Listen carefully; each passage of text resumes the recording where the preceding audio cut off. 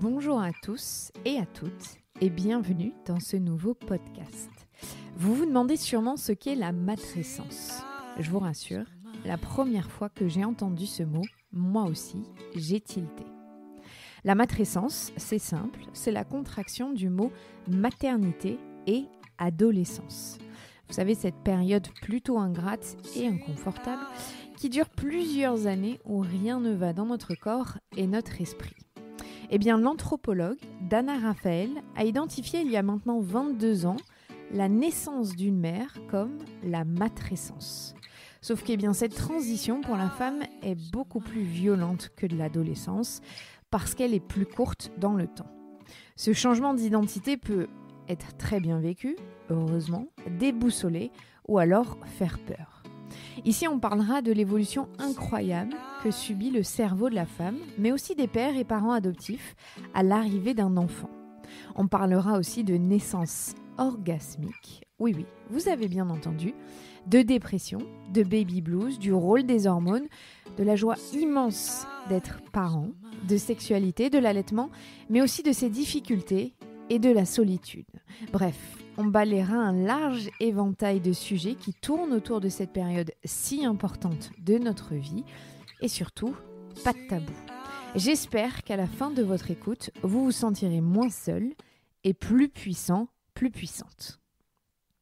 Alors ça, c'était pour l'introduction. Maintenant, je vais arrêter de lire mes fiches et je vais me présenter dans ce premier épisode et vous raconter pourquoi j'ai décidé de parler de ce sujet en podcast. Je m'appelle Clémentine, j'ai 31 ans depuis peu et une petite fille Ella qui est resplendissante que j'ai eue avec mon amoureux qui s'appelle Clément. Je sais, ça ne s'invente pas, Clément et Clémentine. Au quotidien, c'est d'ailleurs assez marrant. Il y a 13 ans, en fait, je suis partie vivre aux États-Unis, à Minneapolis. Et là-bas, j'ai découvert une approche de l'accouchement complètement différente. En fait, en 2013, j'ai assisté à la naissance d'un bébé, Juna, c'est mon neveu américain. Il est né dans l'eau, à la maison, à Minneapolis. Alors, pour être honnête, je ne savais même pas qu'on pouvait encore accoucher à la maison de nos jours. Et j'avoue que je trouvais ça limite bizarre. Pourtant, mon père est né chez lui il y a plus de 60 ans et ça ne m'avait jamais paru étrange. Mais il faut le dire, notre société ultra médicalisée instaure un peu une peur autour de l'accouchement. Et donc, c'est extrêmement compliqué de pouvoir accoucher chez soi en France. Ce n'est pas le cas, par exemple, aux Pays-Bas. Cette expérience, en fait, elle m'a simplement permis de m'ouvrir l'esprit à une autre manière d'aborder les questions autour de la maternité et par extension de la parentalité. Là-bas, j'ai découvert que il y avait des doulas. Je ne savais même pas ce qu'était une doula, que ça existait. Ça fera l'objet d'un épisode, je vous rassure, parce que j'ai déjà eu des questions sur ce sujet. Il y en a en France, beaucoup moins que dans les pays anglo-saxons, mais il y en a. Et j'ai compris à quel point l'accompagnement d'une grossesse était primordial pour la suite. Alors, je vous passe le temps. 4 ans plus tard, on est en 2017. Et j'ai la joie, de tomber enceinte très rapidement, même quasiment quand on l'a décidé, parce qu'à cette époque, j'étais encore en train de me dire je vais calculer, je veux que mon bébé naisse à tel moment, parce que comme ça, je reprends le travail pour telle période, c'est parfait, je rate rien. Et voilà, j'avais absolument zéro conscience de ce que ça voulait dire, être maman, évidemment, ni ce que ça allait chambouler dans ma vie et dans ma vie professionnelle notamment. Je vous la fais courte pour les 3 premiers mois de ma grossesse, ils sont horribles. Nausées permanentes, dégoût de tout, sensation d'inconfort, bref, honnêtement j'étais déprimée. Heureusement c'est passé. J'ai eu une très belle grossesse ensuite, j'ai beaucoup voyagé, je suis allée dans 7 pays, ça ne m'a pas gênée plus que ça à partir du moment où les nausées se sont arrêtées. J'avais conscience qu'avoir un projet de naissance c'était important, je voulais... En fait au fond de moi je voulais accoucher dans l'eau. Malheureusement, en France, c'est compliqué, ça aussi. J'ai accouché à Bordeaux, il y a une maternité, mais elle est à Arcachon. Donc, pour ceux qui connaissent Bordeaux-Arcachon, c'est un peu loin. En tout cas, pour se dire qu'il va falloir faire la route quand on a les contractions. Du coup, j'ai choisi une maternité où je pouvais gérer mes contractions dans l'eau. Et puis, il y a eu un moment dans ma grossesse où ma fille s'est retournée, évidemment. Ça serait pas drôle sinon. Et on m'a expliqué que si elle se retournait pas naturellement, il y aurait des méthodes pour le faire, mais qu'ils n'étaient pas trop pour. Donc ça, j'étais quand même contente. Et que sinon, ce serait une césarienne programmée si à tel moment elle s'était pas retournée parce qu'on ne prend pas le risque de faire accoucher un bébé par le siège. Ça, on le verra dans d'autres épisodes aussi sur la façon d'accoucher, ce qu'on peut faire quand même aujourd'hui. Différemment que d'être à la maternité et de ne pas écouter ce qu'on veut nous profondément. Et quand on m'a évoqué la césarienne, je me suis pas du tout angoissée, c'était pas quelque chose, j'étais pas déçue, alors que même j'avais eu envie d'accoucher dans l'eau, simplement parce que moi je suis née par césarienne il y a 31 ans, d'urgence, c'était pas une césarienne programmée ni imposée, c'est parce qu'il y avait une urgence vitale pour moi, le bébé, à ce moment-là. Du coup c'était quelque chose qui me paraissait normal, sauf que avec le recul, aujourd'hui on le sait, pour ceux qui me connaissent un peu et qui me suivent, je suis intolérante très forte au gluten et au lactose. Donc tous les produits à base de produits laitiers, tous les produits à base de blé. Et aujourd'hui, on sait que les bébés qui sont nés par césarienne naissent dans des milieux septiques, beaucoup trop septiques, où il n'y a pas de bactéries. En fait, quand on passe par voie basse, on prend les bactéries de la maman. Et c'est ça qui va par voie vaginale, qui va constituer notre flore intestinale que je n'ai pas eue. Heureusement, aujourd'hui, on en a bien pris conscience. Par exemple, on badigeonne les bébés avec un tampon des bactéries de la maman. Voilà. Si vous êtes déjà dégoûté, bon, c'est dommage parce que c'est quand même la vérité. C'est la vie, c'est comme ça. Donc, voilà, je sais que finalement, d'être née par césarienne, il n'y avait pas d'autre choix possible pour moi à ce moment-là. Mais ça a eu quelques conséquences sur ma vie après. Et pourtant, bizarrement, je m'étais dit, allez, c'est pas grave, je vais accoucher comme ça. Peut-être quelque part, inconsciemment, je me disais, ça sera plus facile que de pousser parce qu'on m'avait fait tellement peur. Enfin, j'avais quand même dans mon inconscient la peur de me dire, ça va être horrible.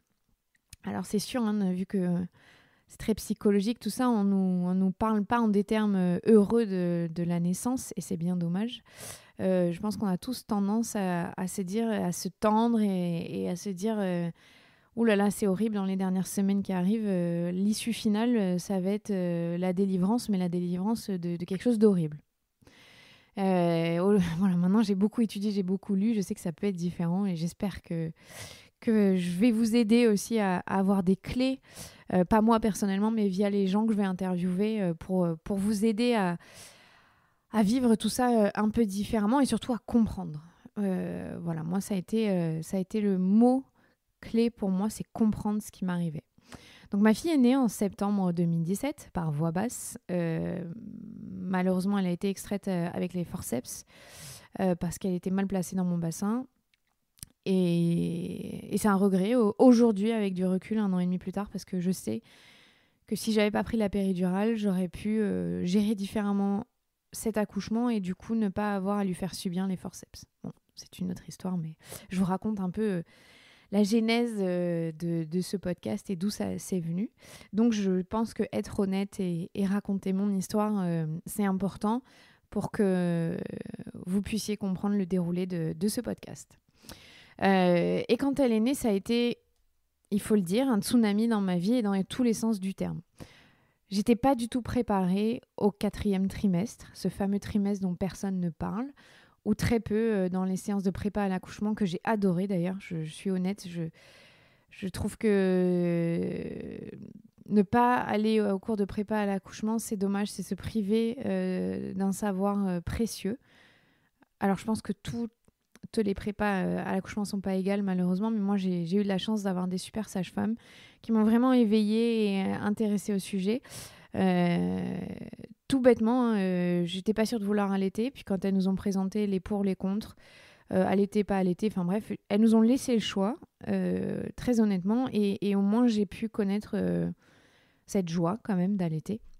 Et donc pour ça, je suis très contente. Elles nous ont aussi expliqué un truc tout bête, mais quand ça vient du corps médical, je pense que ça prend plus de sens et de poids, qu'on ne laisse pas pleurer un bébé. Je ne sais pas si je me serais posé la question dans ces termes-là si la sage-femme ne nous l'avait pas dit et expliqué en nous parlant des études qui sont faites sur la neuroscience. Ça aussi, ce sera le sujet d'un épisode, vous inquiétez pas, sur le fait qu'on ne laisse pas pleurer un nouveau-né. S'il pleure, c'est pas parce qu'il doit se faire la voix, c'est qu'il a un besoin et une peur très forte ancrée en lui. Et bon, tout ça, en tout cas, ça m'a aidé quand même, malgré ce tsunami, à faire face à ce qui était en train de se passer pour moi dans ce 4e trimestre. Voilà, le 4e trimestre, vous l'avez compris, c'est le postpartum, c'est l'après-accouchement. On a de la chance en France. Les sages-femmes passent autant de fois qu'on veut pendant 12 jours après l'accouchement et c'est pris en charge. Et en même temps, 12 jours, c'est rien. 12 jours, ça ne permet pas de mettre en place l'allaitement correctement. Moi, j'ai continué d'appeler ma sage-femme pour qu'elle me guide, qu'elle m'aide, parce qu'il m'a fallu 3 semaines pour que ça marche réellement et que ça arrête de me faire pleurer comme ça me faisait pleurer tellement j'avais mal. Et puis surtout, j'étais fatiguée, mais extrêmement fatiguée. J'avais la tension très basse et je me suis sentie démunie, seule, complètement isolée. Et ce sentiment-là, j'avais pourtant quand même mon amoureux qui était un peu présent, mais pas assez, ça il le sait, mais c'est la société qui fait que les hommes doivent repartir travailler. J'avais ma mère qui, mais heureusement, m'amenait à manger tous les jours, quasiment. Et pourtant, je me suis sentie seule. Et j'avais beaucoup lu quand même sur la dépression postpartum, sur le baby blues. On m'avait bien expliqué que la dépression postpartum, c'était quand on était incapable de s'occuper de son bébé. Et c'était absolument pas le cas pour moi. C'était vraiment la seule source de joie de toute ma journée, de toutes ces heures passées avec elle. J'étais complètement dans ma bulle, c'était une bulle d'amour, c'était exceptionnel. Et pourtant, je sentais qu'il y avait quelque chose qui allait pas. Alors, qu'est-ce que je pouvais avoir si c'était pas ce baby blues et cette dépression postpartum? Et puis un jour, je suis tombée un peu par hasard sur ce mot, la matrescence, quelques semaines après mon accouchement. Et il a tellement résonné en moi. J'ai tellement lu de choses autour de la matrescence. Regardez, il y a des TEDx, des vidéos en ligne, qu'à force d'en parler, je me suis dit que moi, je devais tenter de toucher plus de monde que simplement mon cercle privé pour prévenir, pour mettre des mots et pour expliquer. En fait, après mon accouchement, je me suis très vite intéressée à la question, à ce qui se passait. J'étais très ambitieuse dans ma vie. Et d'un coup, je me retrouvais à me dire, je crois que je vais être femme au foyer, je vais être mère au foyer, je vais rester avec mon bébé toute ma vie. Je savais pas que c'est une période, c'est une phase, que ça dure pas. Heureusement, j'avais ma sœur américaine qui a déjà eu 2 enfants et avec qui j'ai échangé énormément, qui m'a expliqué beaucoup de choses, qui m'a dit que tout est une phase, que tout passe, que c'est normal d'être dans cette bulle, que ça va aller. Mais j'étais pas capable de me dire ça va passer. J'étais perdue. Concrètement, j'étais perdue. J'ai donc assisté à plein de conférences autour de la natalité. J'ai regardé des documentaires. Alors ça, j'en ai regardé plein sur le sujet. J'ai consulté une psy. Ça m'a beaucoup aidée. C'était les sages-femmes qui me l'avaient recommandé. Elle nous avait dit en consultation, ça devrait être obligatoire après l'accouchement. Toutes les mamans et les parents, et les pères aussi évidemment, devraient aller consulter une psy parce que c'est un tel chamboulement qu'on a besoin de sortir ce qu'on a en nous. J'ai participé à des ateliers, et je participe toujours à des ateliers autour de la parentalité d'ailleurs, on en parlera dans un épisode, et j'ai lu énormément d'ouvrages et des études. Alors malheureusement, la plupart du temps, je me suis rendu compte que tout ce à quoi j'avais accès, était en anglais. Et j'étais frappée, mais vraiment, par le manque d'informations en langue française. Le sujet me passionne, vous l'avez compris, et je pense que plus les femmes, mais les hommes aussi, seront inclus dans ce processus et surtout informés, moins la solitude rongera les familles, les foyers. Et ce décalage aussi parfois qu'on peut avoir dans le couple, il est sûrement lié à ce manque d'explication parce que le partenaire ne comprend pas ce qui se passe. Alors oui, il y a les hormones, ça c'est une évidence.